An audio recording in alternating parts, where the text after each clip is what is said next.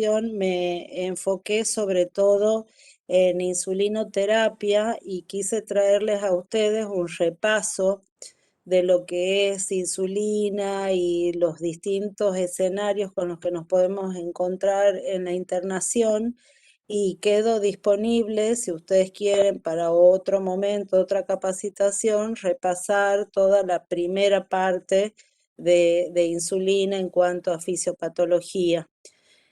Nosotros sabemos que la enfermedad diabetes es una enfermedad muy compleja y es un trastorno metabólico que tiene múltiples etiologías, y eso lo hace muy complejo, pero que tiene una característica común, que es la hiperglucemia crónica, y este hecho del aumento sostenido de la glucosa en la sangre lleva a una alteración en el metabolismo de los hidratos de carbono, de los lípidos y de las proteínas. Tiene básicamente dos factores fundamentales. Uno es una alteración en la secreción de insulina y la otra en la acción, es decir, una resistencia a la acción de la insulina, y estos dos factores generalmente están combinados. Si nosotros hablamos de la diabetes como una enfermedad crónica, siempre tenemos que saber que el tratamiento va a ir cambiando según su evolución. Entonces, cuando diagnosticamos la presencia de diabetes, nosotros tenemos un pilar inicial fundamental, que es la alimentación saludable, tendiente al descenso de peso, y la actividad física. Generalmente asociamos esta primera conducta con la introducción de metformina, que vamos titulando en dosis progresiva, para evitar digamos, los efectos colaterales de la metformina. Y si no encontramos, si no alcanzamos el objetivo metabólico, vamos agregando una droga de segunda línea, que podrá ser una sulfonilurea, una tiazolidindiona, un inhibidor de la DPP4, un agonista del GLP-1 o directamente insulina.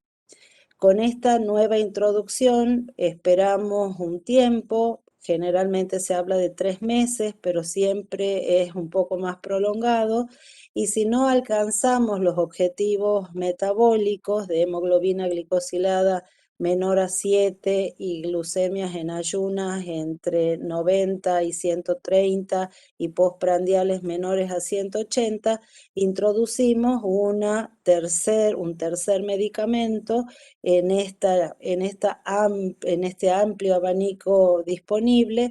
Y si tampoco logramos así el control metabólico, introducimos insulina.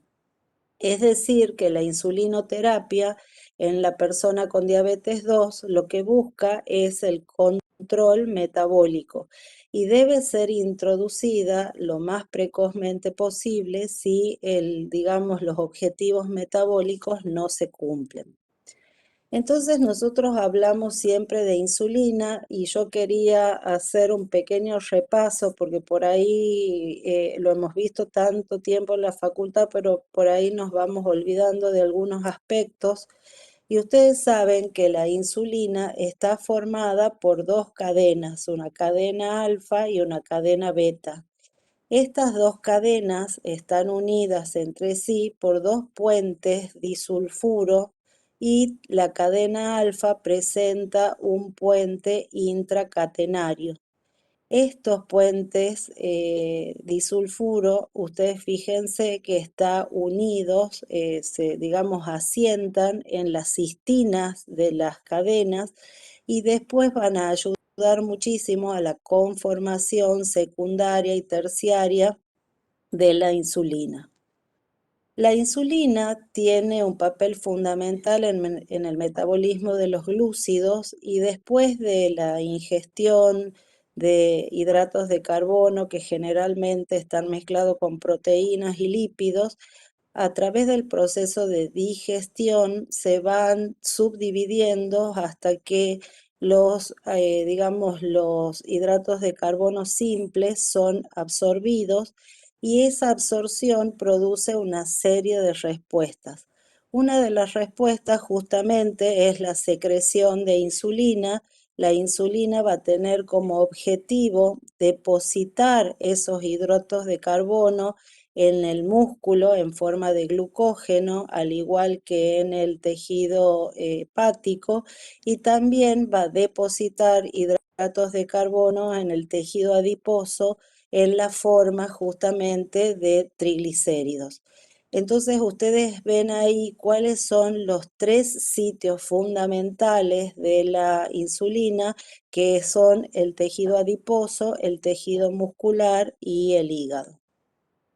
La insulina tiene dos picos de acción. La insulina tiene una secreción basal, dos tipos de secreción. Tiene una secreción basal continua, que es la que permite mantener la glucemia en límites normales entre las comidas, y tiene picos agudos en relación con la ingesta de alimentos.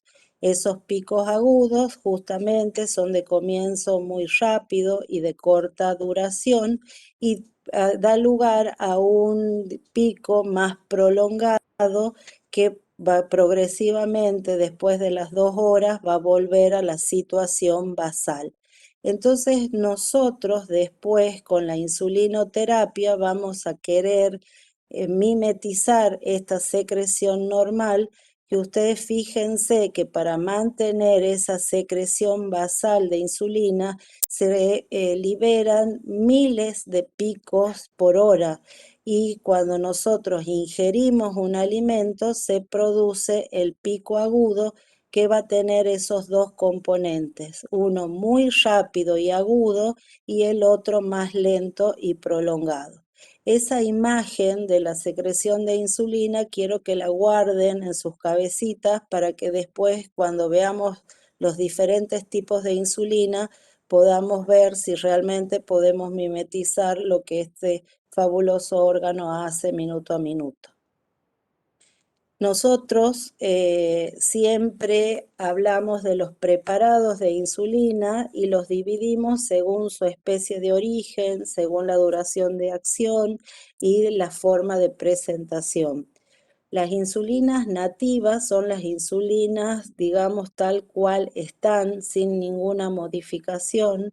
Y nosotros tenemos dos orígenes: el animal, que es la que se extrae de las vacas y de los cerdos, y la insulina humana, que es, digamos, en un comienzo era semisintética, porque la insulina porcina se parece muchísimo a la insulina humana, solo se diferencia en un aminoácido. Entonces era modificada en el laboratorio para, digamos, ser transformada en una insulina humana. Pero después, gracias al desarrollo tecnológico, que justamente en este año se cumplen 100 años del descubrimiento de la insulina, se logró sintetizar mediante la introducción del gen de insulina en una bacteria o en un hongo, que se sintetice exactamente la insulina nuestra. Entonces esa insulina se llama por bioingeniería o biosintética. A su vez, el hecho de haber descubierto el gen de la insulina y poder, digamos, introducirlo en un ser vivo que producía la insulina para nosotros tal cual nosotros habíamos, digamos, programado, ha dado lugar a que se puedan modificar diferentes partes de esa cadena de insulina, ya sea en la cadena A, alfa, o en la cadena beta, para lograr distintas acciones, distintos perfiles, de acuerdo a las necesidades que los pacientes iban presentando. Nosotros, digamos, cuando yo estaba en la residencia, no teníamos, por ejemplo, lapiceras de insulina, teníamos frascos, teníamos las insulinas porcinas, y ya había algunas biosintéticas, y, digamos, se extraían a través de jeringas, y había de muchas unidades, había de 40 unidades por mililitro, de 80 y de 100. Entonces era, digamos, realmente muy complejo. Antes de que se introduzca la insulina, los niños con diabetes tipo 1 que se diagnosticaban, a los pocos años, 2 o 3 años, fallecían a causa de las complicaciones de la diabetes porque realmente no había un tratamiento. Entonces, cuando en el 1921 se logra aislar por primera vez la insulina, realmente fue un hito y eso significó el premio Nobel para Sir Frederick Banting, que con un grupo, también Charles Best y otros, digamos, investigadores canadienses, lograron realmente este hito de la medicina. Si nosotros tenemos en cuenta la duración de la acción, tenemos insulinas que son de rápida acción, de acción prolongada, y también hay insulinas que combinan estas dos características que se llaman de acción dual o bifásicas. En cuanto a las presentaciones, generalmente en la internación se manejan los frascos ampolla de 10 mililitros, también hay de 5 mililitros, puede haber cartuchos y las lapiceras prellenadas descartables se utilizan para los pacientes ambulatorios. Entonces, la insulina de acción rápida, la insulina corriente, regular o cristalina, que es una insulina con la cual tienen que estar muy familiarizados porque es la que tenemos generalmente en la internación, en la guardia, es una insulina que tiene un inicio de acción recién a los 30 minutos, con un efecto máximo más o menos de 4 horas y una duración de acción más o menos de 6 horas. Si ustedes ven el dibujito acá hacia la derecha, van a poder ver cómo está graficada la insulina corriente. Después, como esta insulina tardaba en iniciar su acción y los pacientes comían y entonces hacían, digamos, hiperglucemias marcadas postprandiales, el desarrollo tecnológico dio lugar a análogos de acción rápida, que el análogo de acción rápida tenía como objetivo que se absorba muy tempranamente, a los pocos minutos del inicio, digamos, de la comida, que tenga una corta duración, digamos, remedando lo que es la secreción de insulina normal. Ustedes se acuerdan que el pico más prolongado, el segundo pico de insulina, tenía una duración aproximada de 2 horas. Entonces, esta insulina, la insulina o el análogo de acción rápida, tiene justamente un efecto máximo aproximadamente de 2 horas y una duración total de 4 horas. Ahí podemos tener 3 ejemplos. Uno es la insulina aspartica, la otra la insulina Lispro o Humalog y la insulina glulicina, que es la insulina que nosotros tenemos junto con la Novorapid. Después vamos a ver bien qué cambios se produjeron en la cadena de insulina para dar lugar a esta rapidez de acción. Luego tenemos las insulinas de acción intermedia. Las insulinas, la clásica de acción intermedia, que es la que también tenemos que estar muy familiarizados porque es la que tenemos también en la internación, es la insulina NPH. Nosotros tenemos Insuman N, que es del laboratorio Sanofi Aventis, pero una muy conocida también es la Insulatar de Novo Nordisk. Entonces, ustedes fíjense que el inicio de acción es dentro de las 2 horas post inyección, tiene un efecto máximo entre 4 a 8 horas y una duración entre 12 a 14 horas. Entonces ustedes ven que tiene un pico máximo de 4 a 8 horas y va perdiendo progresivamente su potencia. Entonces, la insulina NPH es la única que es una suspensión. Entonces, ustedes cuando la vean la van a identificar rápidamente porque es una insulina lechosa, blanquecina. y es muy importante, como está formada por cristales que pueden depositarse si han estado estacionadas mucho tiempo, rolar, es decir, mover entre los dedos hasta que se logra que digamos, se resuspendan los cristales, es decir, que sea homogénea nuevamente.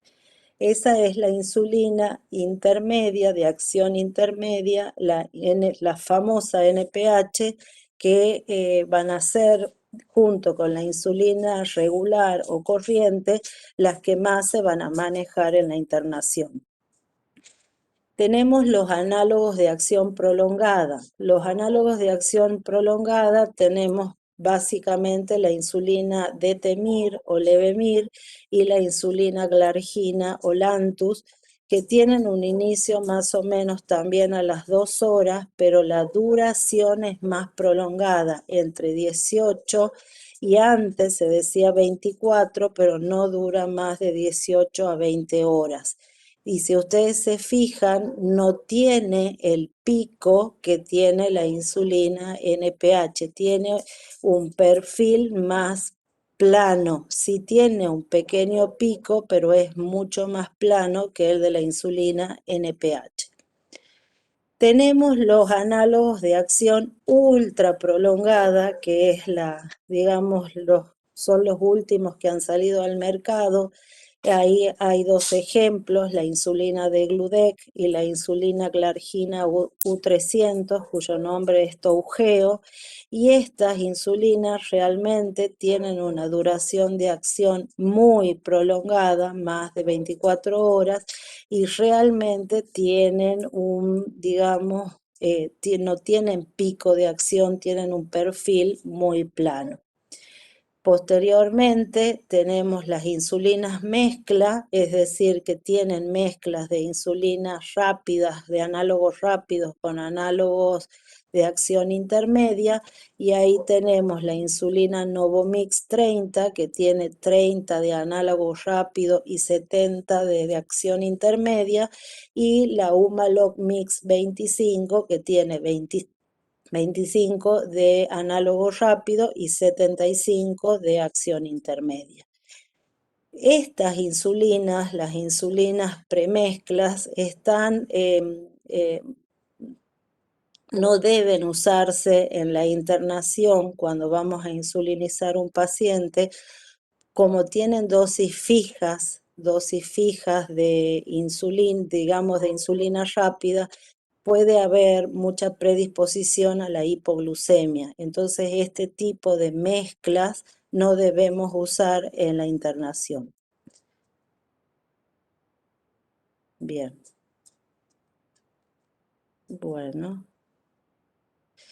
Acá tienen la estructura tridimensional, que a mí este dibujo me encanta porque ustedes vean cómo la insulina forma dímeros y estos dímeros se unen formando un hexámero.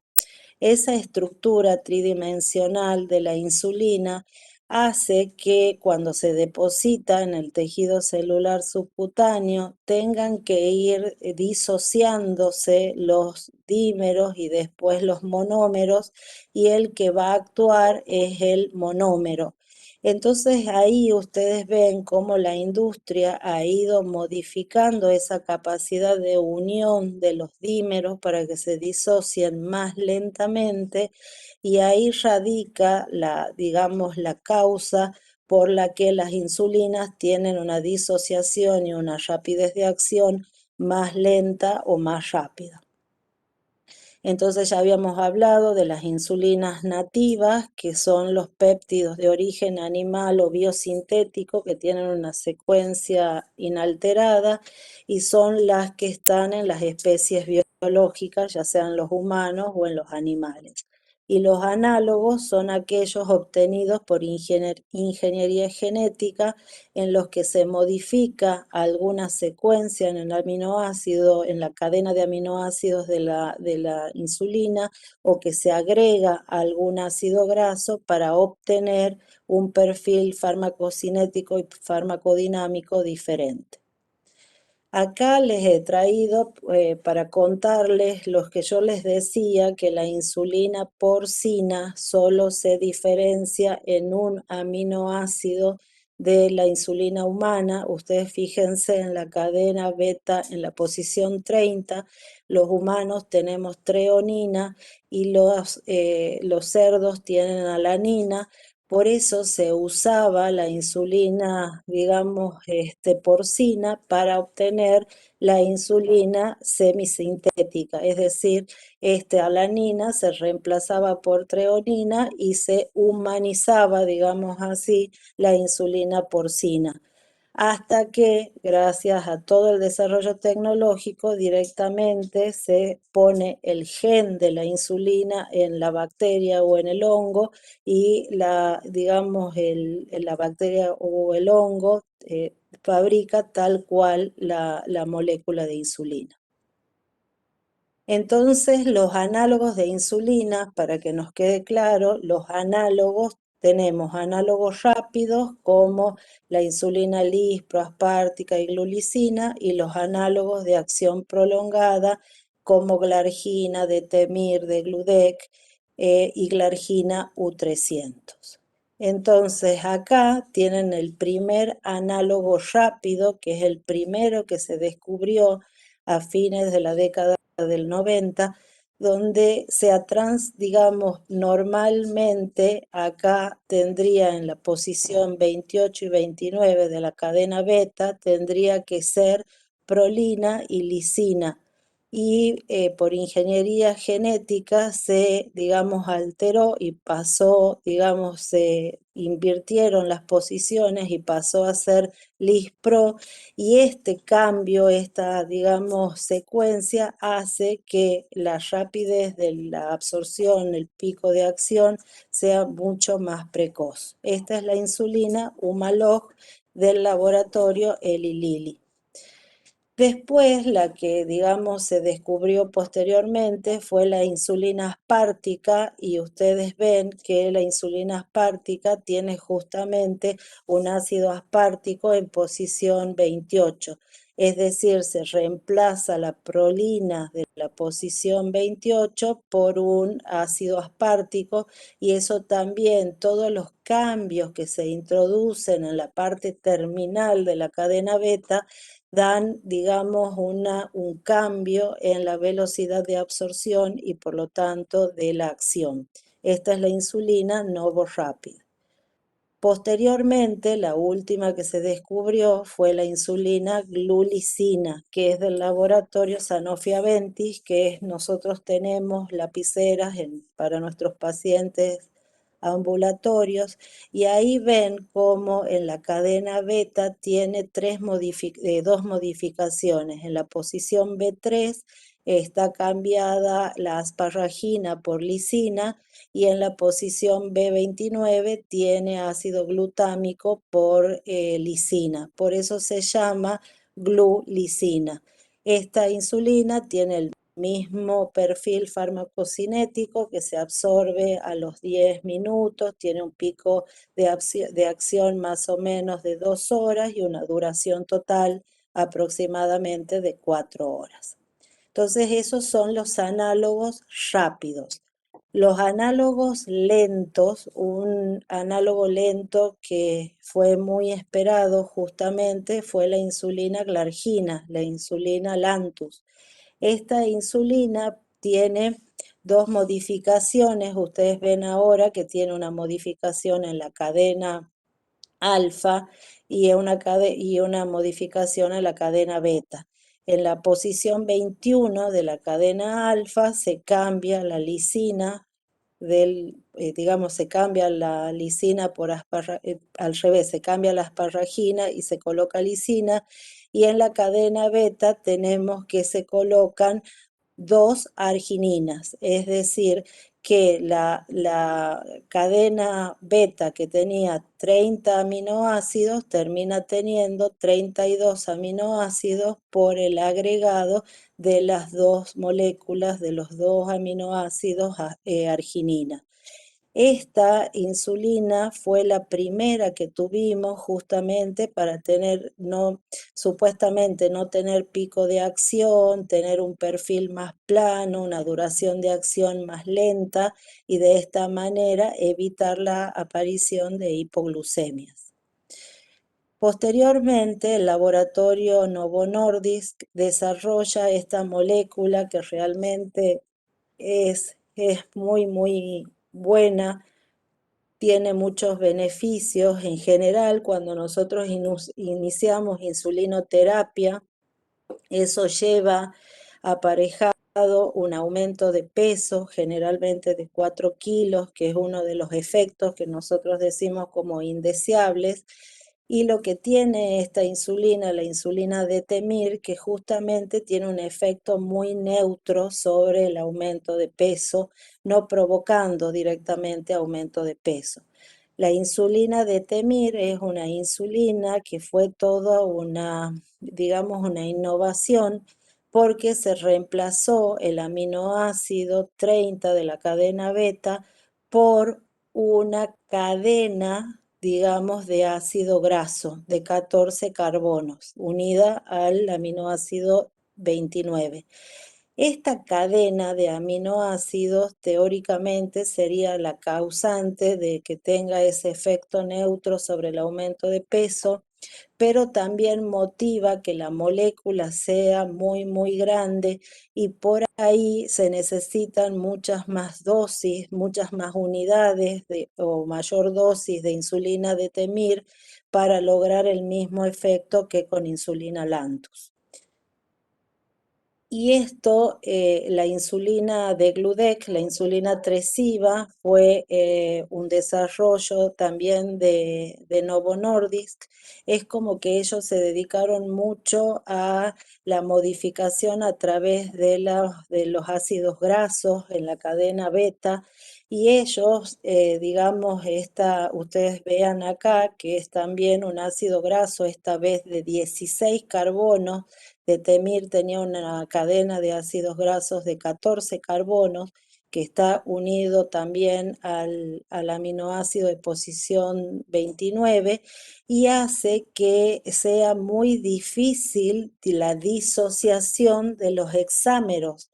Entonces, por eso es mucho más lenta la absorción, es mucho más estable el perfil y produce muchas menos hipoglucemias, sobre todo hipoglucemias nocturnas, que son por ahí las más temidas y las más difíciles de identificar.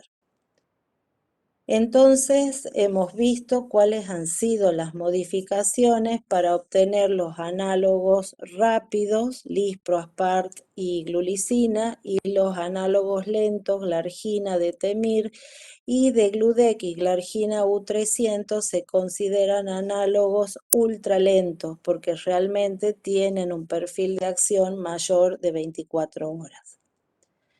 Acá les he traído algunas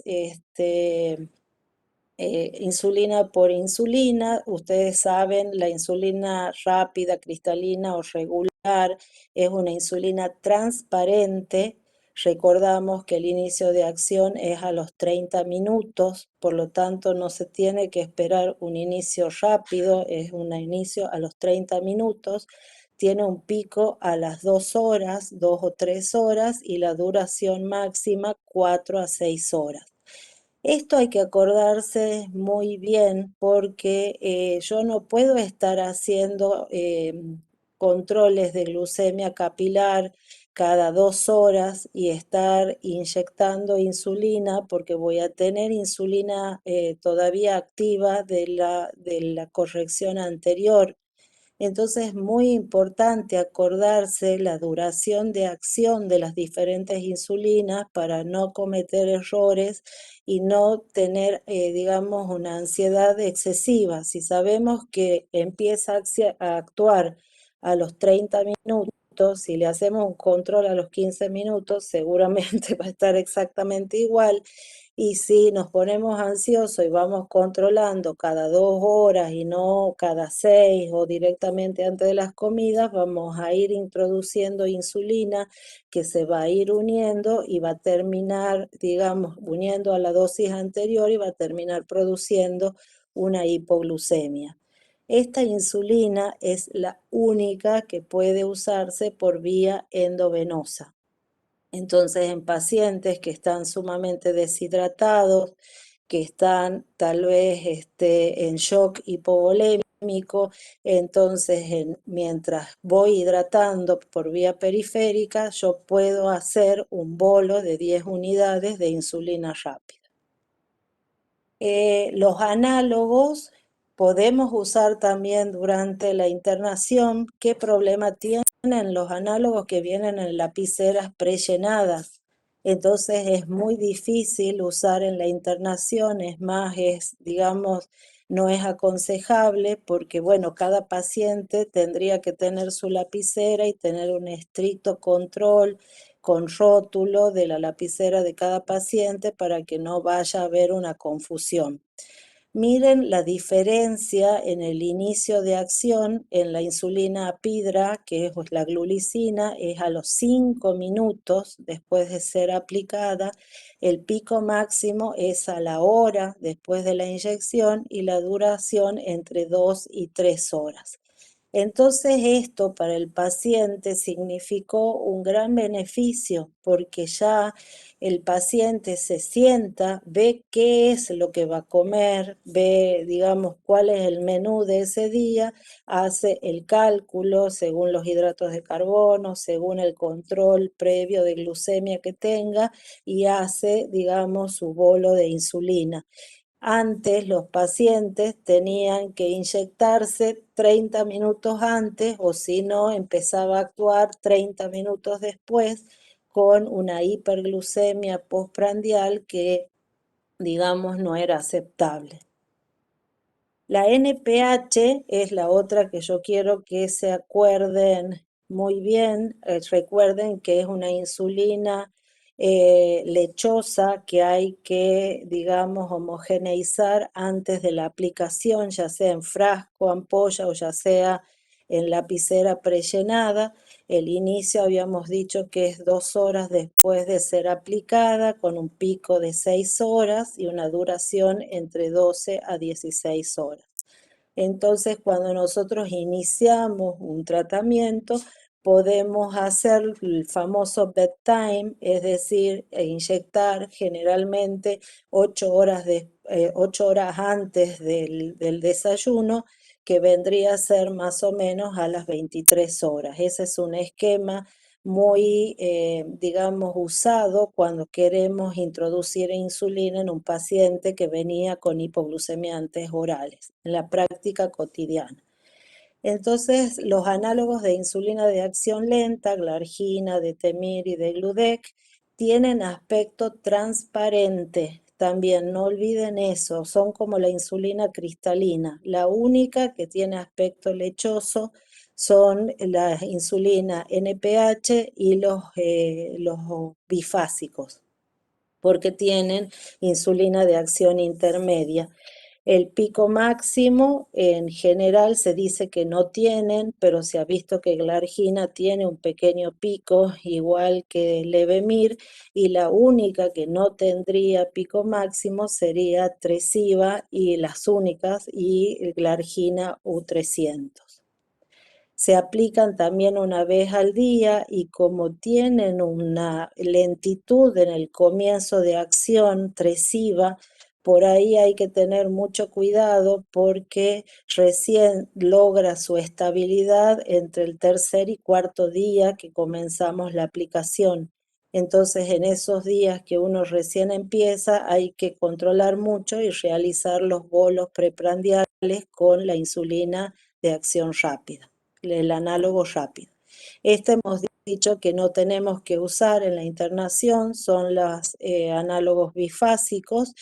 Y este gráfico está muy bueno también que lo retengan. Ahí tienen la diferencia entre lo que es la insulina rápida, regular o cristalina.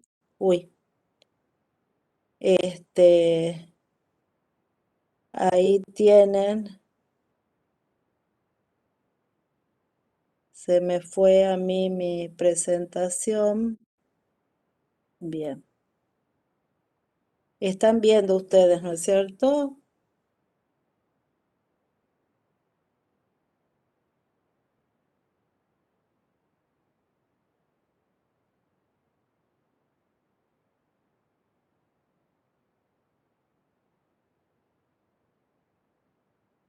Bien.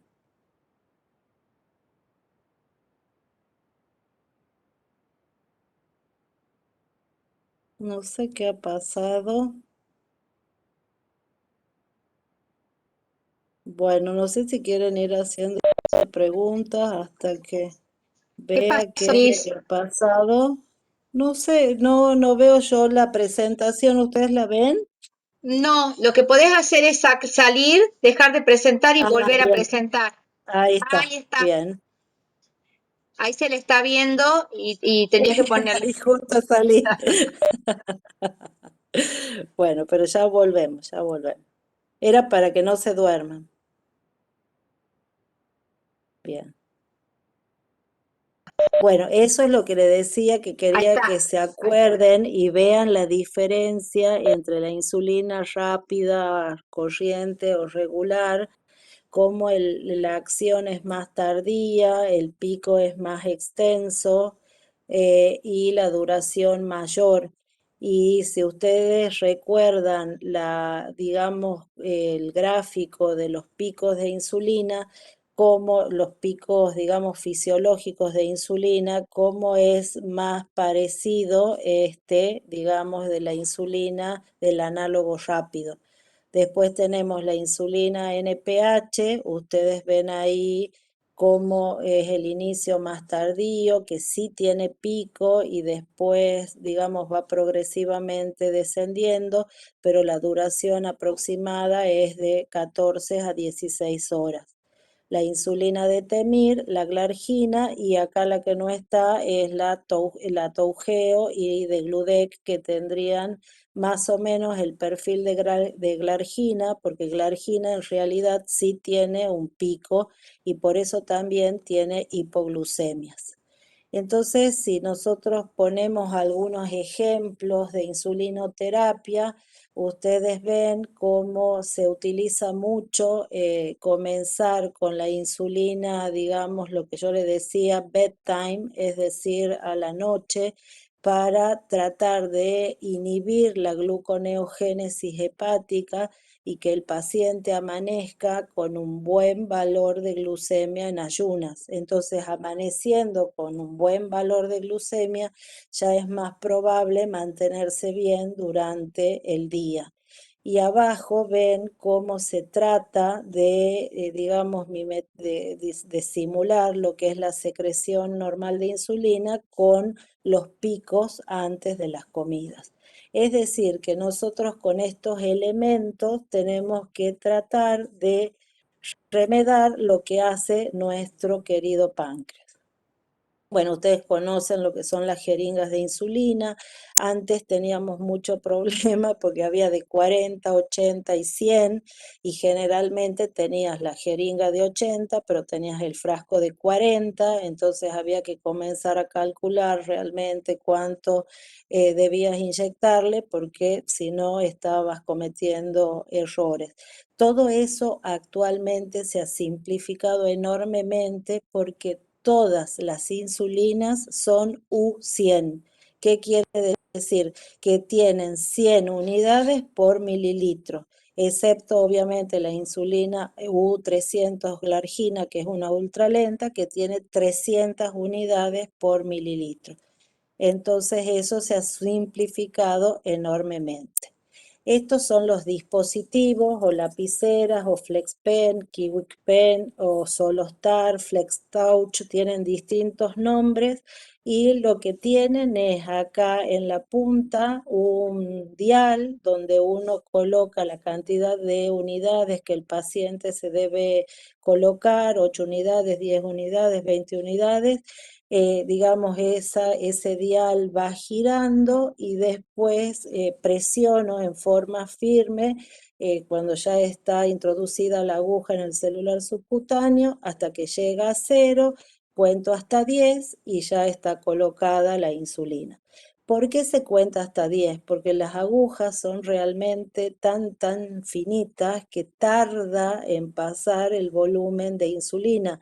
Entonces, si nosotros retiramos antes la lapicera, van a pasar varias unidades menos. Simplemente por eso es que se cuenta hasta 10 antes de retirar la aguja del celular subcutáneo. Ahí vemos los sitios de inyección. Los sitios de inyección son los más comunes: el abdomen, periumbilical. Dividimos generalmente en 4 sectores y en los cuadrantes vamos rotando en forma de, digamos, de un caracol. Tratamos de que no se inyecte nunca en el mismo lugar.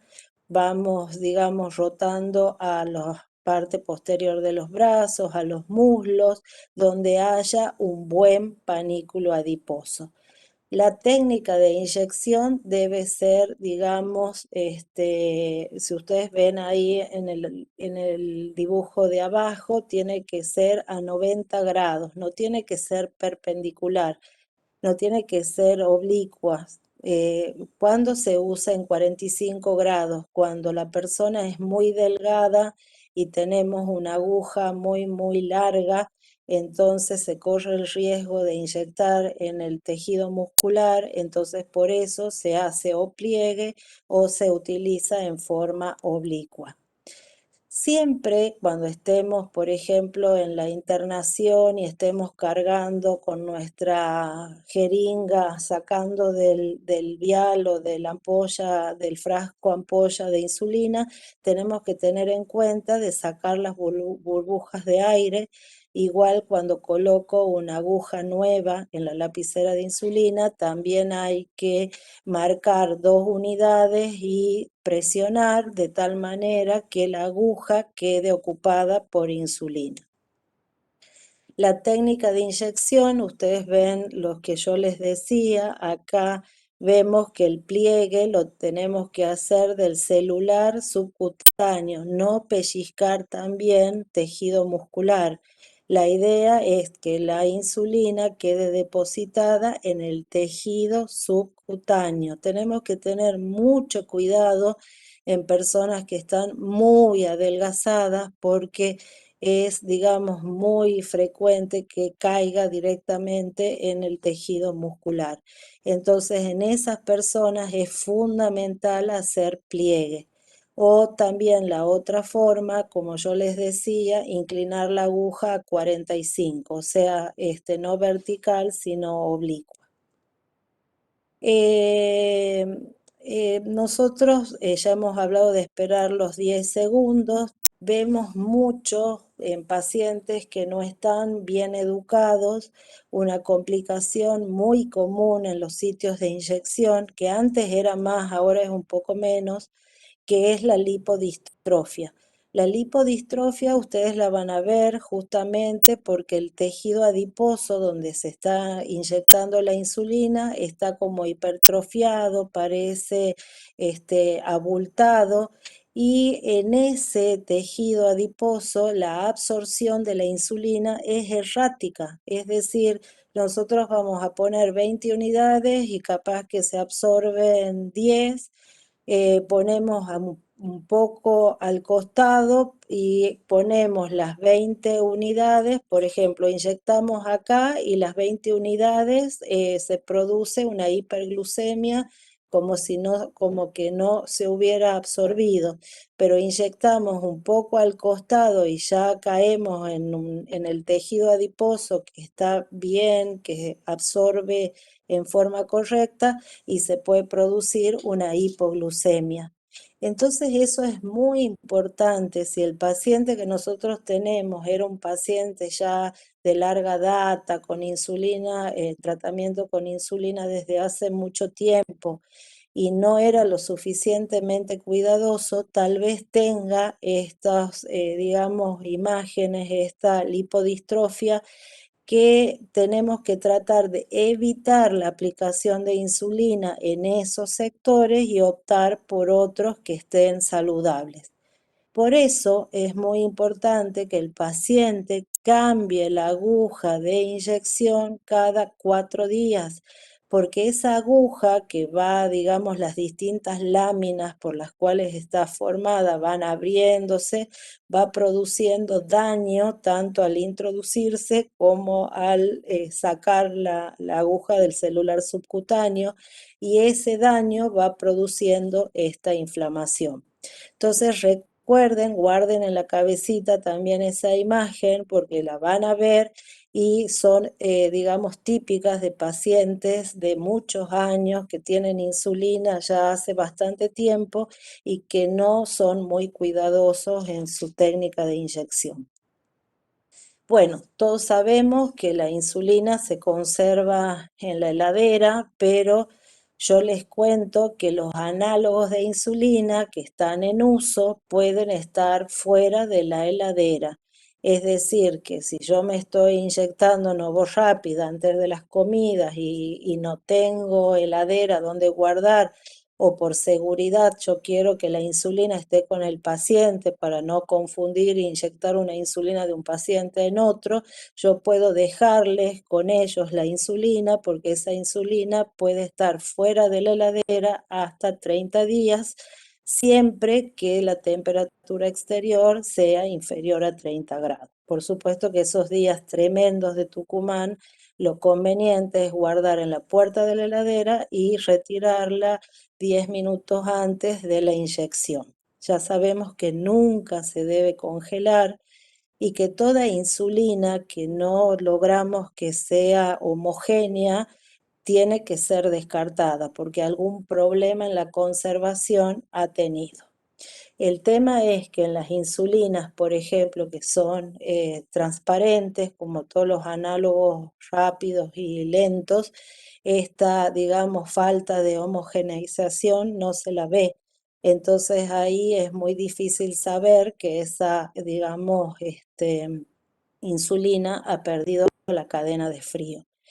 Que pierda la cadena de frío no le va a causar ningún daño, digamos, por efecto directo al paciente. Lo que pasa es que la insulina tiene una tasa de declinación, o sea, la insulina activa que está ahí en esa lapicera o en ese frasco ampolla tiene una declinación, y mientras no se conserve en buenas condiciones, esa tasa de declinación se acelera. Ese es el problema de la falta de buena conservación. Bueno, ¿alguna pregunta hasta ahí? ¿Dormidos, aburridos? ¿Un mate? Bueno, digamos, yo quería que repasemos el tema insulina porque me parece que tenemos que estar, digamos, conocer los distintos tipos, más allá si vamos a manejar de todo este arsenal, dos o tres, pero tenemos que conocer porque cuando nuestro paciente llegue, nosotros tenemos que saber con qué estaba tratado, cuántos años de diabetes tenía. Por eso me ha parecido muy importante que hagamos ese repaso. Bueno, ahora nos llega el paciente con COVID a la internación a nuestro modular o a nuestro hospital. ¿Qué hacemos? Bueno, todo un tema. Entonces nosotros tenemos que plantearnos acá 3 escenarios que son muy importantes reconocer. Uno es, este paciente tenía diabetes, nos refiere la familia, lo refiere el paciente, hay un antecedente claro de diabetes o está recibiendo medicación relacionada tanto insulina como antidiabéticos orales. Pero el problema está cuando ese paciente no sabía que tenía diabetes o cuando se produce la famosa hiperglucemia de estrés, que es muy importante reconocerla. Entonces, la diabetes no conocida es aquella que se diagnostica justamente durante la internación, pero que ya estaba. Es decir, ese paciente va a tener glucemias mayores o iguales a 140 miligramos por decilitro en los controles de glucemia capilar, pero cuando yo pida la hemoglobina glicosilada, que es fundamental pedirla lo más precozmente, si se puede, el mismo día del ingreso y de la detección de la hiperglucemia, nosotros vamos a tener en ese paciente que desconocía su enfermedad, que hasta un 50% pueden desconocerla, una hemoglobina glicosilada mayor a 6,5. Entonces ese era un paciente con diabetes, pero que desconocía su condición. Otro tema es aquel paciente que presenta glucemias elevadas, mayor o igual a 140 miligramos por decilitro, pero cuando le hacemos la hemoglobina glicosilada, tiene una hemoglobina glicosilada menor a 6,5. Es decir, que ese paciente no tenía diabetes y ha desarrollado hiperglucemia a causa de esta, digamos, de esta intercurrencia. Eso es muy importante porque la hiperglucemia de estrés está relacionada con la morbimortalidad y con las complicaciones durante la estancia hospitalaria. Entonces, nosotros tenemos que saber si era un paciente que ya tenía diabetes, si era un paciente que tenía diabetes pero que desconocía, o si estamos ante una hiperglucemia de estrés. Para ello, lo más importante es solicitar lo antes posible la hemoglobina glicosilada.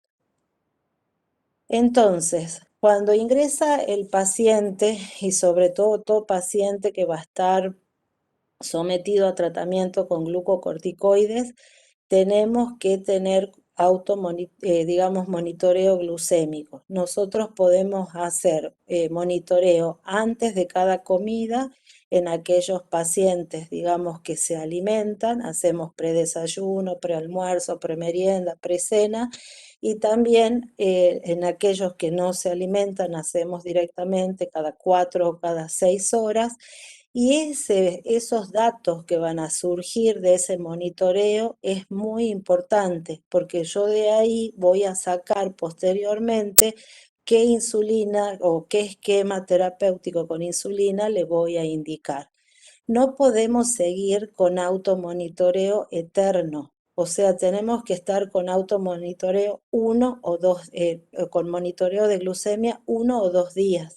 Y al tercer día yo ya tengo que estar colocando un régimen basal de insulina porque ese, digamos, ese dejar que la glucemia suba y corregirla, dejar que la glucemia suba y corregirla, es muy tóxico para los tejidos y aumenta muchísimo todos los reactantes de estrés agudo. Entonces tenemos un paciente que está con, digamos, todo un proceso inflamatorio infeccioso sumado a una diabetes que tal vez no venía bien controlada, entonces tenemos que tratar de mantener nuestros parámetros, nuestros objetivos glucémicos lo más tempranamente posible. Entonces, ¿cómo hacemos? Bueno, yo dejo las 24 horas que le hagan el monitoreo glucémico antes de cada comida o hago, digamos, en la persona que está sin ingesta cada 4 o cada 6 horas y veo que ese paciente está persistentemente hiperglucémico más de 180 miligramos por decilitro. Entonces ahí yo ya sé que tengo que iniciar lo más tempranamente posible el tratamiento basal de insulina. No hablemos de si es más de 250, si es de 300, más de 300 ya es una hiperglucemia severa, que es inaceptable para un paciente que está cursando un cuadro inflamatorio infeccioso. Entonces nosotros nos tenemos que grabar en la cabecita que nuestros valores, nuestros objetivos glucémicos van a ser entre 140 a 180. Es decir, antes de una comida 140, postprandial 180 y me tengo que manejar en lo más cercanamente posible a ese rango. Hay estudios que dicen que el objetivo sería entre 110 y 140, pero la verdad que para mantener esos objetivos aumenta muchísimo el riesgo de hipoglucemias. Entonces, tal vez esos objetivos más estrictos podrían ser para posoperatorios de cirugías cardiovasculares o tal vez para personas con diabetes tipo 1, con otro tipo de complicaciones, pero nosotros en los pacientes que vamos a tener internados en nuestros modulares o digamos, en los hospitales de segundo nivel, nuestro objetivo va a ser entre 140 y 180. Es decir, que más de 180 no es recomendado. Otro tema que quedó acá que quiero remarcarles es que los hipoglucemiantes orales hay que discontinuarlos. Tal vez el único que se podría dejar serían los inhibidores de la DPP4, tipo sitagliptina, linagliptina, teneligliptina, o sea, metformina. En este paciente crítico hay que suspender, sulfonilureas también hay que suspender, tiazolidinedionas también hay que suspender, o sea, suspendemos toda la medicación oral. Hay que saber con qué venía el paciente, sí hay que saber, pero no lo vamos a continuar durante la internación. El paciente con diabetes tipo 2, aquel paciente que tiene una hiperglucemia leve, que está en menos de 200, que tomaba un antidiabético oral, por ejemplo, que tomaba metformina o tomaba solamente glimepirida, que no tenía tratamiento con insulina, si tiene una glucemia, digamos, mayor a 180, o sea, si iniciamos el tratamiento, podemos considerar poner una insulina basal en bajas dosis o dejarle, por ejemplo, si estaba con tratamiento con la teneligliptina y manejarnos solamente con controles preprandiales y correcciones con insulina rápida. Y vamos viendo en la medida que se va desenvolviendo este cuadro infeccioso. No se olviden que un paciente puede pasar de una hiperglucemia leve a una hiperglucemia severa, o sea, tenemos que ir controlando diariamente, incluso las modificaciones se van a hacer diariamente. En la hiperglucemia moderada, por ejemplo, un paciente que tiene menos de 300 miligramos por decilitro de glucemia, pero que venía con múltiples antidiabéticos orales o ya venía con dosis de insulina, directamente vamos a indicar una insulina basal que siempre se propone comenzar con la menor dosis, 0,2, 0,3, y también se indican las correcciones con insulina rápida o análogo rápido antes de las comidas.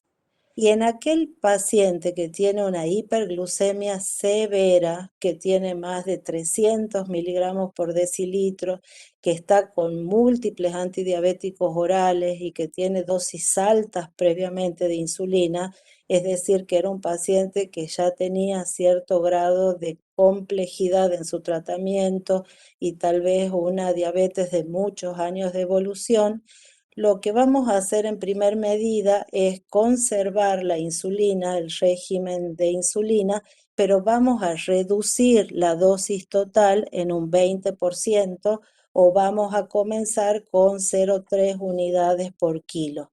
Hacemos mitad basal, que puede ser a la mañana o puede ser bedtime. Tenemos que ver, los pacientes en el hospital comen muy, muy temprano y hay un periodo de ayuno muy prolongado, así que tal vez la mejor aproximación sea poner a la mañana. Y si vemos que el paciente no se está alimentando bien, no hacemos las insulinas prandiales, o sea, no hacemos los bolos y nos manejamos con correcciones. Entonces, no olviden que la mayoría de nuestros pacientes van a recibir seguramente glucocorticoides. Si están internados es porque tienen una enfermedad moderada severa. Entonces el corticoide hay que usar. El corticoide tiene una indicación y es uno de los medicamentos que ha logrado, que ha reducido la mortalidad asociada a la infección por COVID. Entonces, la diabetes no tiene que ser un impedimento para usar corticoides y no tiene que ser un motivo de descompensación permanente. Nosotros tenemos que ir movilizando nuestro esquema terapéutico para ir logrando los objetivos que yo les he planteado. ¿Qué es el régimen basal bolo que hemos estado hablando? Digamos, una insulina basal que yo puedo administrarla 1 o 2 veces al día según cómo vea que es el perfil glucémico de nuestro paciente. Y si el paciente estaba sin insulina previamente, puedo empezar con 0,3 unidades por día y ese cálculo, ese valor que me da de insulina, yo lo divido en, digamos, 1 o 2 inyecciones, pero también pongo una parte como bolo antes de las comidas. Entonces yo, por ejemplo, calculo que este paciente tiene que recibir 30 unidades de insulina, entonces yo le pongo la mitad como basal, le pongo 15 como basal y le pongo 15 repartidas antes de las comidas. ¿Cuál es el tema cuando yo pongo bolos y no sé muy bien cómo come el paciente? Que puedo producir una hipoglucemia. Entonces es diferente a cuando yo hago una corrección antes de la comida, es decir, que mido la glucemia capilar, veo el valor y de acuerdo al valor indico la dosis de insulina. Entonces, nosotros siempre tenemos que preferir iniciar con dosis bajas y vamos subiendo en la medida que vamos, digamos, recabando todos los controles diarios de ese paciente. El régimen basal plus, que es lo que yo les decía que por ahí es más apropiado, es el que le ponemos la única dosis de insulina de base, por ejemplo, las 15 unidades predesayuno, y vamos haciéndole las correcciones en el desayuno, en el almuerzo, en la merienda, en la cena. Es decir, vamos acompañando ese estado metabólico, pero ¿qué es lo que pasa también? Muchas veces se escapa la glucemia, entonces hay que ir modificando rápidamente la dosis basal. Es decir, de acuerdo a lo que yo encuentro en el monitoreo diario, tengo que ir agregando a la dosis basal del día siguiente. En los pacientes críticos, la indicación sin duda es la infusión continua de insulina con, digamos, con bomba de infusión. Pero ¿qué es lo que ha demostrado, qué es lo que ha dejado ver esta pandemia? Que las infusoras, las bombas no estaban disponibles en todas partes o la cantidad era totalmente insuficiente de acuerdo a las necesidades. Entonces, el no tener una infusora de insulina, una bomba para poder infundir insulina, no tiene que ser un impedimento para tratar un paciente con hiperglucemia en el contexto hospitalario.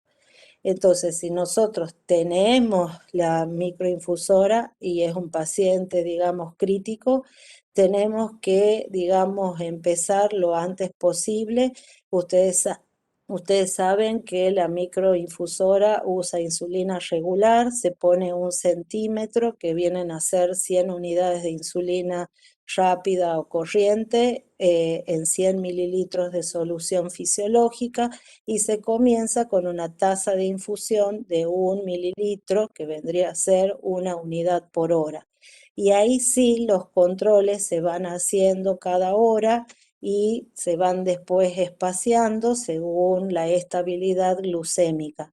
Pero también esta insulina que va directamente a la vena, es importante que sepamos que también tiene que haber un aporte de hidratos de carbono para evitar las hipoglucemias. El cerebro, la retina, viven pura y exclusivamente de glucosa. Entonces tenemos que siempre tener en cuenta que uno de los objetivos del tratamiento es mejorar la glucemia, pero evitando las hipoglucemias.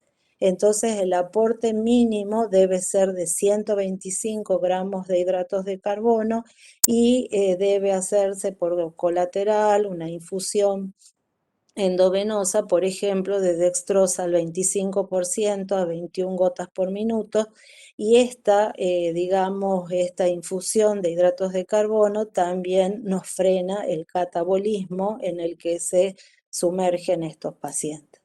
Entonces, el paciente crítico, lo ideal es manejarlo con infusión continua de insulina, pero si no contamos con infusión continua de insulina, recuerden que la insulina rápida se puede hacer endovenosa y después de la expansión, de la estabilización del paciente, empezamos con las inyecciones subcutáneas, pero sabiendo que un paciente hipoperfundido, hipotenso, tiene, digamos, una perfusión en su celular subcutáneo muchísimo menor o totalmente menor que un paciente que no está en este estado.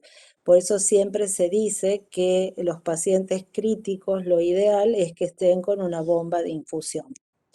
Acá está digamos, el cuadrito que ustedes tienen, para eso es muy importante que ustedes lo tengan registrados ahí en el sitio, que tengan bomba de infusión y de acuerdo a los valores que tiene en ese momento y cómo venía del control anterior, vamos cambiando la conducta, aumentando, disminuyendo, manteniendo la infusión continua de insulina.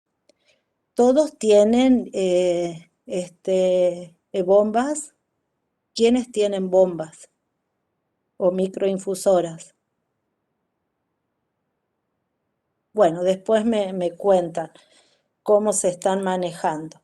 Bueno, ya hemos dicho que cuando hay corticoides es muy importante empezar lo antes posible con la terapia basal de NPH 2 veces al día, comenzando con 0,3 unidades por kilo y poníamos o la mitad o 2/3 a la mañana y la dosis restante a la tarde o bedtime.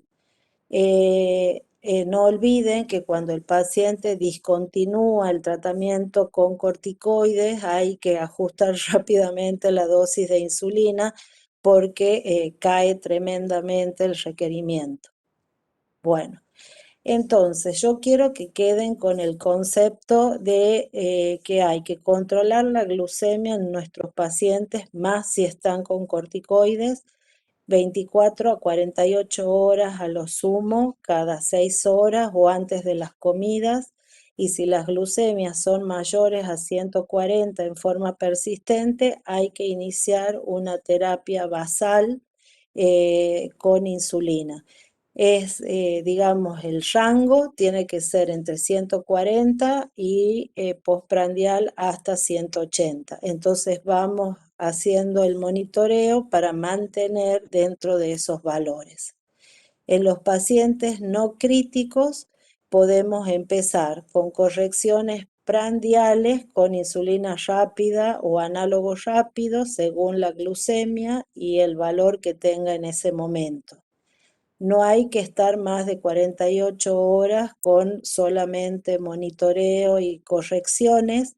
Hay que comenzar con insulina basal tan pronto como sea posible, evaluando qué, digamos, régimen de insulina vamos a usar. No hay que usar insulinas premezclas en la internación y si el paciente no está ingiriendo nada por boca, hay que controlar y corregir cada 4 o cada 6 horas.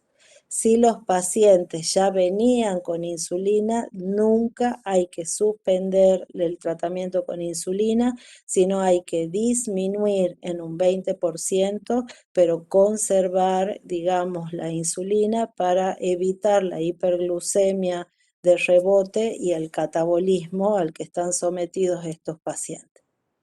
Bueno, espero.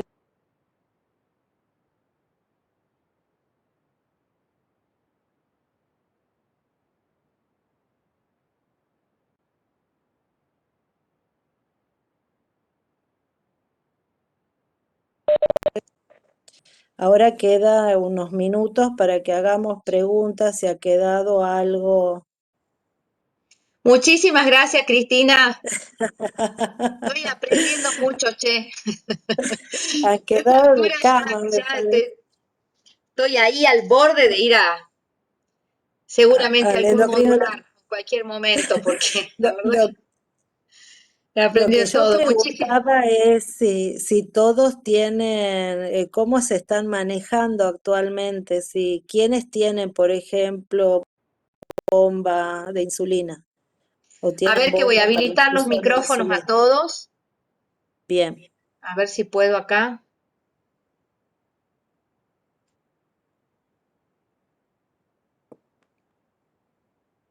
A ver si me permite esto. Un segundito.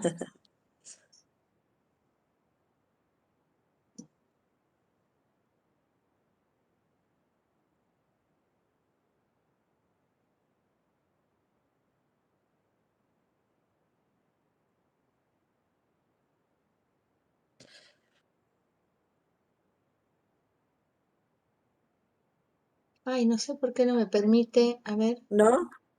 no quiero ver de habilitarles a todos el. Ah, se ha habilitado, Ahí Susana, está.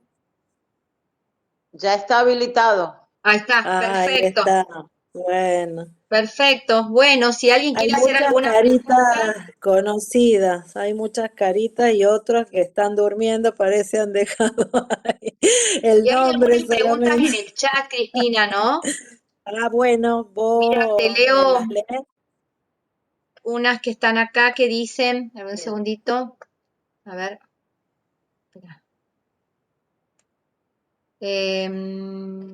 Dicen, por ejemplo, ¿se deben realizar controles 2 horas después de las comidas? Preguntan. Bueno, en general hacemos directamente el control en la próxima comida.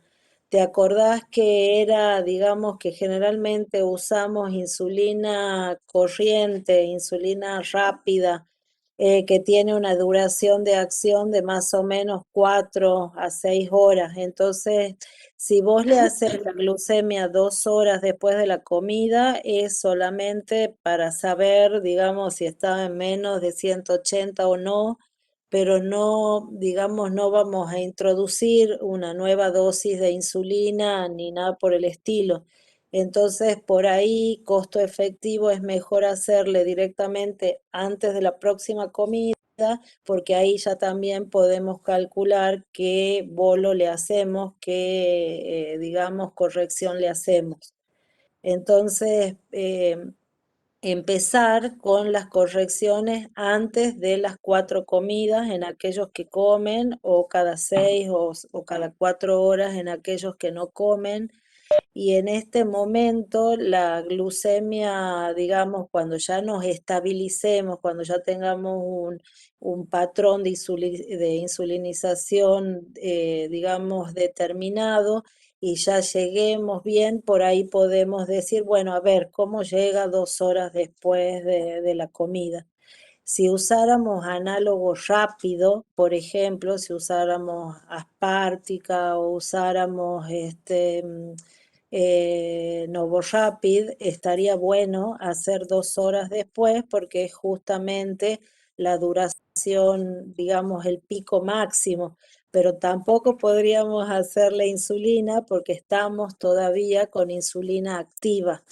Entonces, por eso es que se recomienda directamente como ordenarnos y hacer digamos, antes de cada comida para no superponer las acciones de las insulinas. Y no se olviden nunca que los pacientes hipoperfundidos no tienen una respuesta tampoco como uno espera de disminución de la glucemia.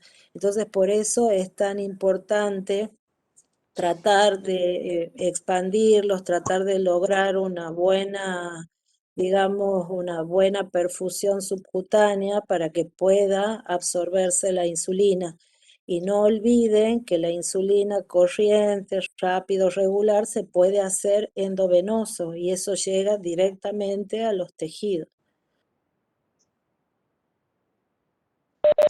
Perfecto, Cristina, gracias. Después hay otra pregunta que dice, ¿una hiperglucemia severa se puede manejar en hospital modular o del interior si tiene una enfermedad COVID leve moderada o es indicación de derivación?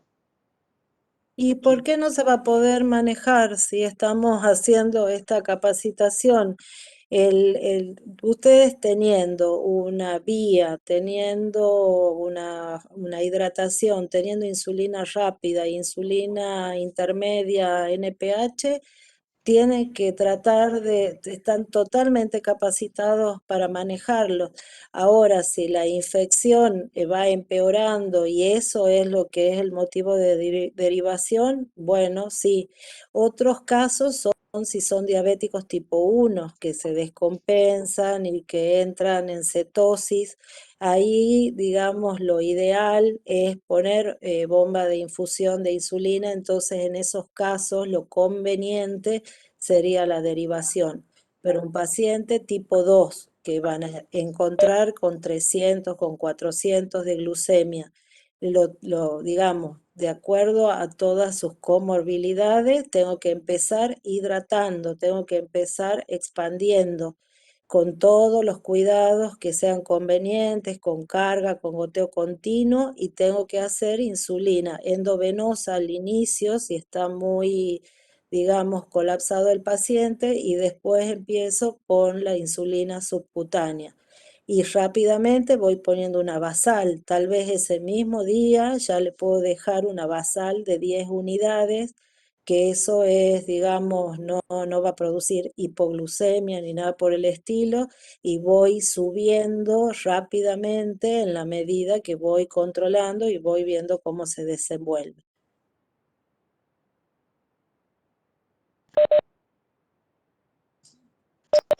Muchas gracias, Cristina. Después pregunta otra persona que, bueno, que dice que no estaba segura si se había cortado el audio, perdón, si había que hacer controles a todos los pacientes ingresados para pesquisar aquellos que no tenían diagnóstico o aquellas hiperglucemias por estrés.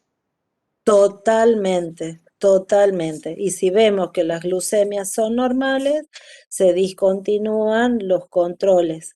Entonces, ustedes se acuerdan que una glucemia antes de una comida normal es hasta 110 y postprandial hasta 140. Entonces, si a ese paciente le hacemos los controles y está permanentemente normales, después de un día, máximo 2 días, ya no le indicamos más controles. Pero es muy importante saber qué glucemia tienen nuestros pacientes, que si han ido a la internación es porque algo de complejidad ya tienen. Entonces es muy importante. Perfecto.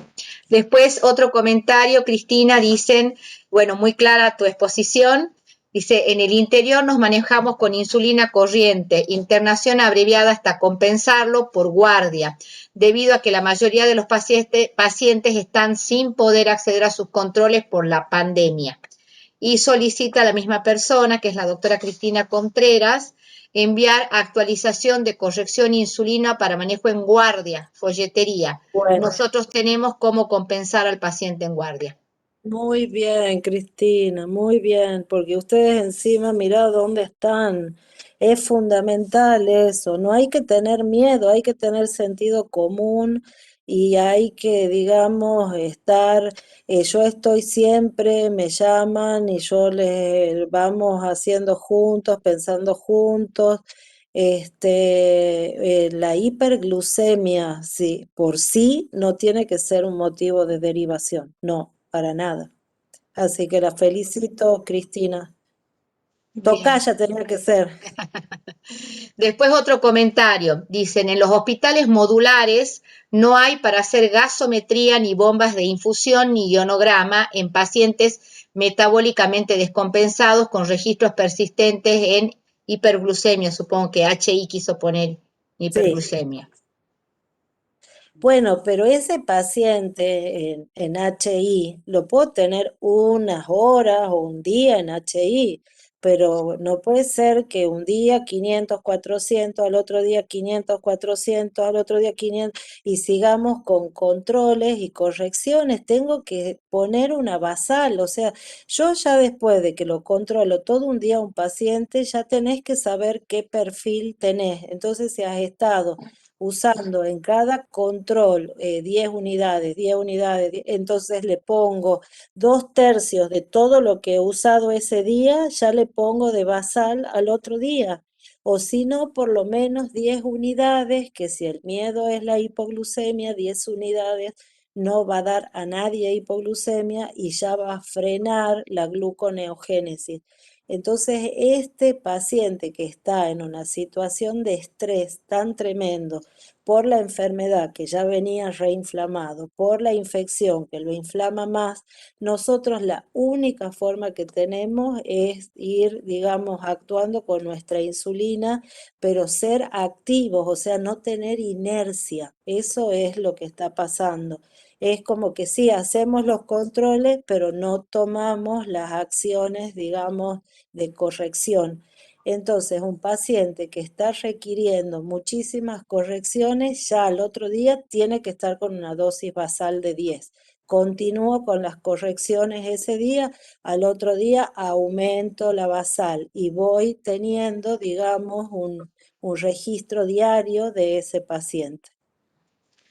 Ahí a Y, continuación, y yo he tratado, perdón, ¿no? no, sí, Cuando yo estaba en la residencia de clínica médica y después de endocrinología, no conocíamos las bombas, no sabíamos, y hemos tratado cetoacidosis, descompensaciones en la guardia del Padilla, con suero, insulina y bueno, la acidosis, si nosotros vamos poniéndole agua y vamos poniéndole insulina, en la mayoría, 99%, corrige solo la acidosis metabólica.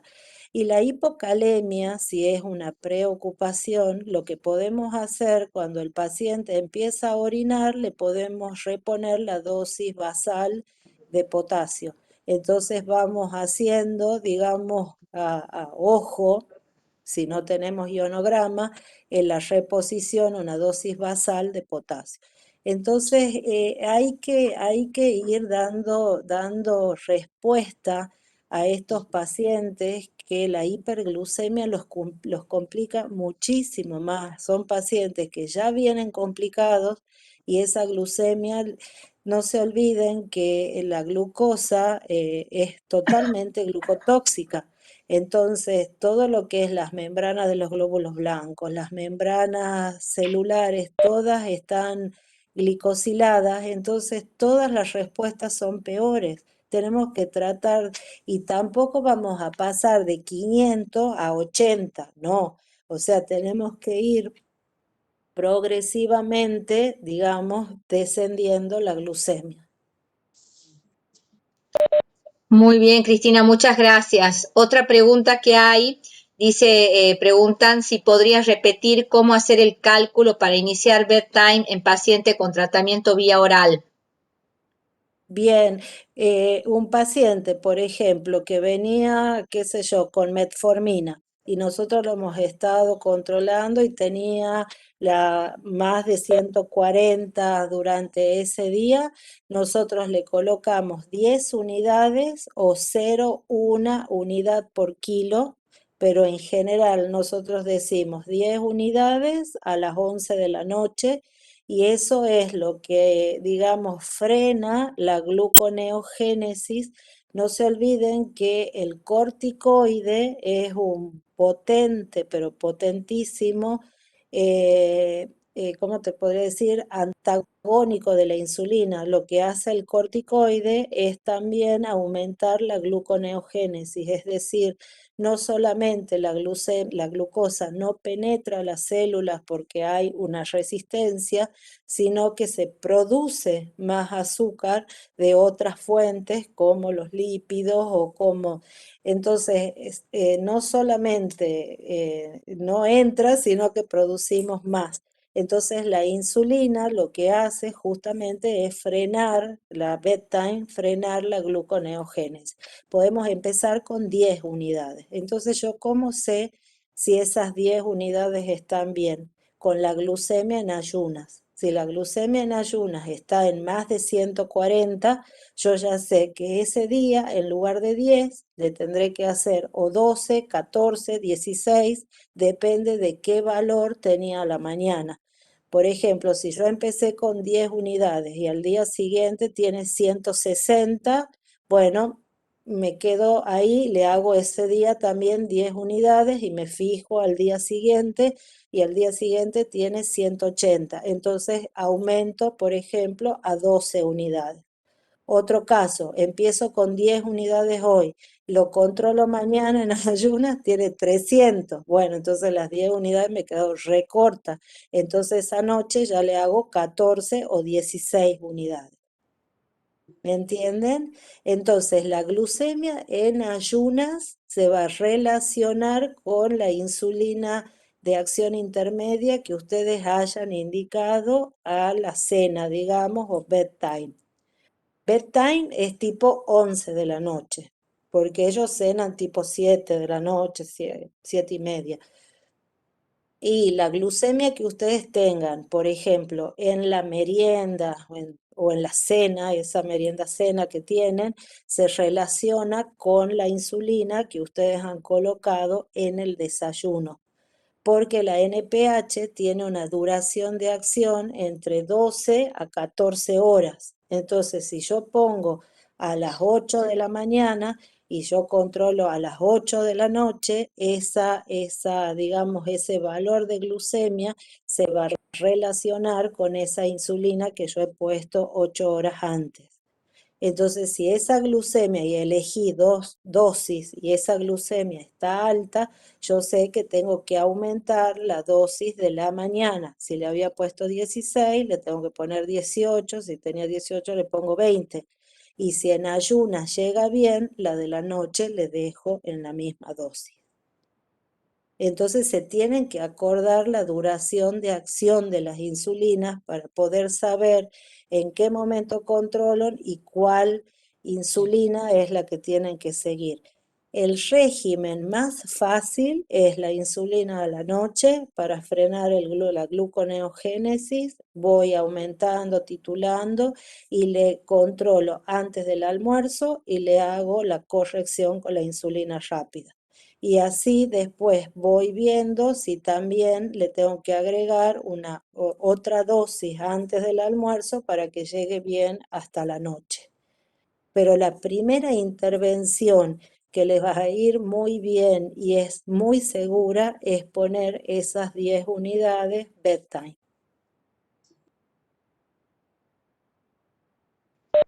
Perfecto, Cristina. Otro comentario, mencionan, actualmente están llegando a la guardia más niños diabéticos y el tratamiento es diferente. Plantea también No, que dice, gustaría acceder a esa información, me refiero a que las dosis por ahí difieren y es más complicado aconsejar a los niños por su corta edad. Soy licenciada en enfermería, no doctora, aclara.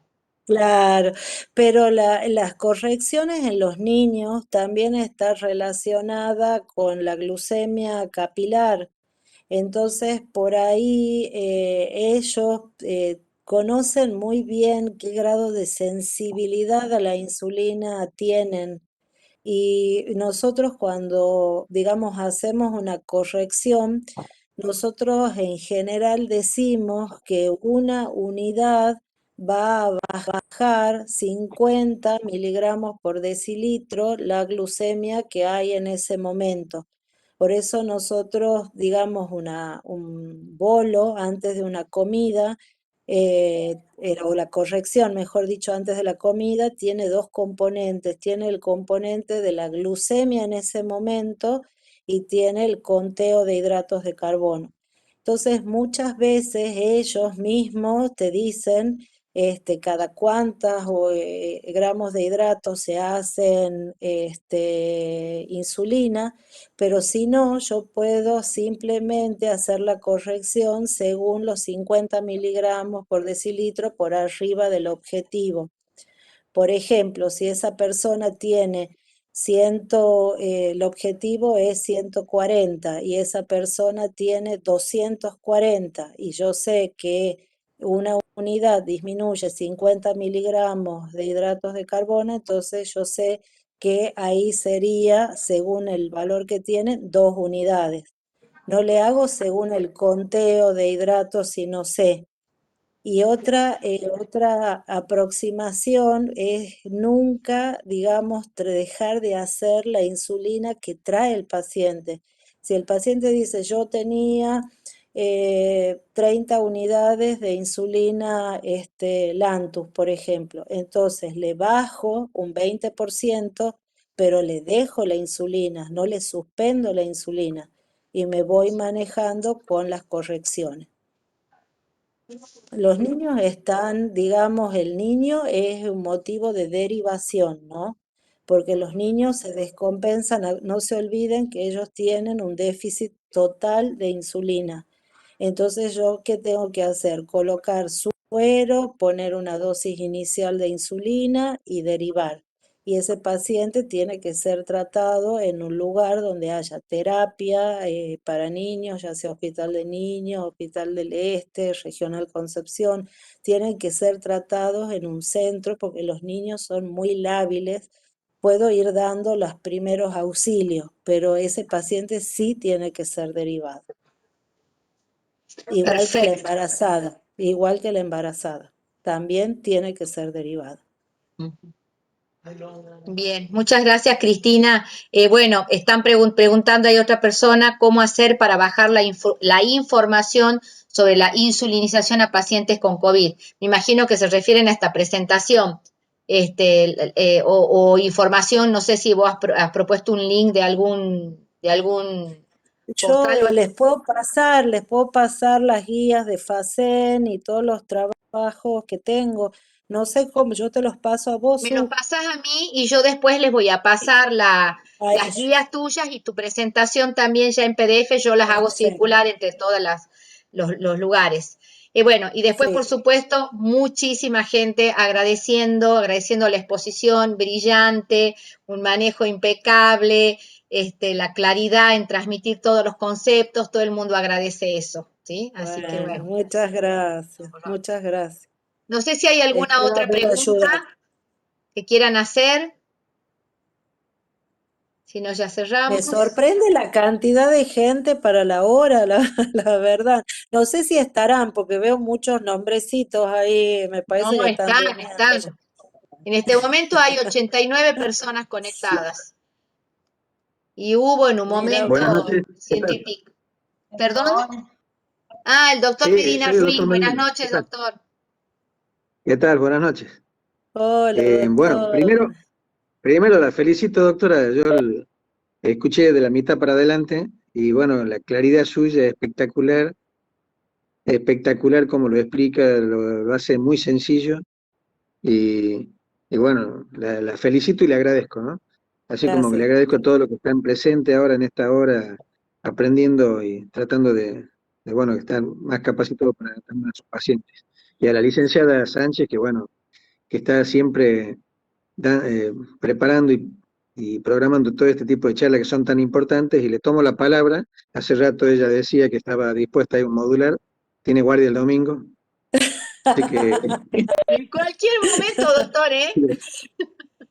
sí, Va ya con sé, la porque ya insulina, va con la insulina. con la Voy insulina. con la Y la insulina, bomba, le voy conseguimos una bomba, con le todo ya. conseguimos la bomba también.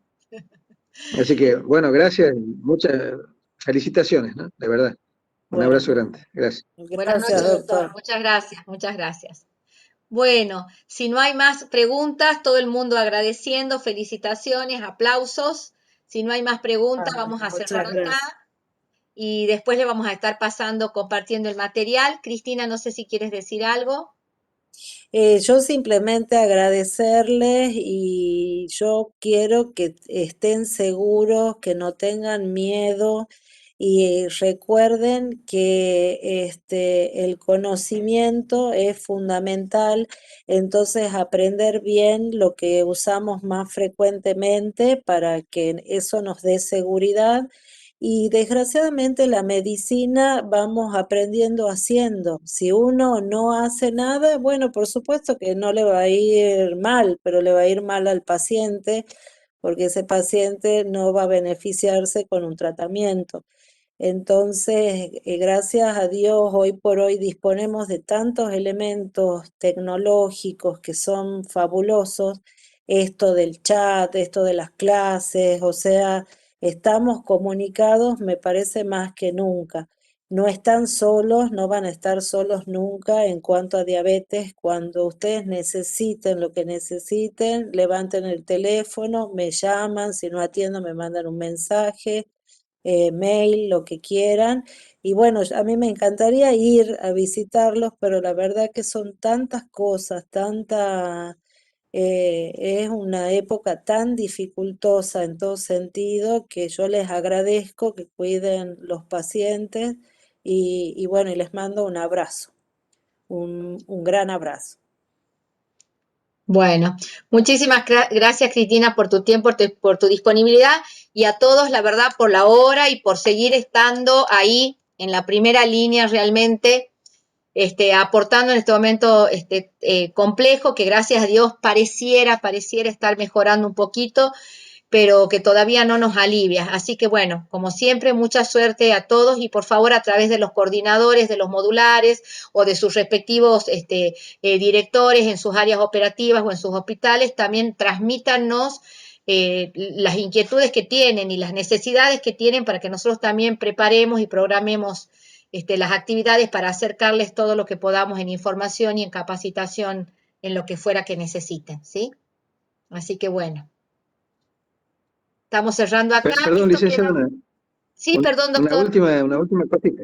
Sí, No, se me ocurría, porque ahí veo que hay tanta receptividad, si podía ser algo por ahí algún día armar un conversatorio así como una serie de preguntas que por ahí pueden surgir de los colegas, ¿no? Para más adelante, si pudiese ser, si está dispuesta la doctora.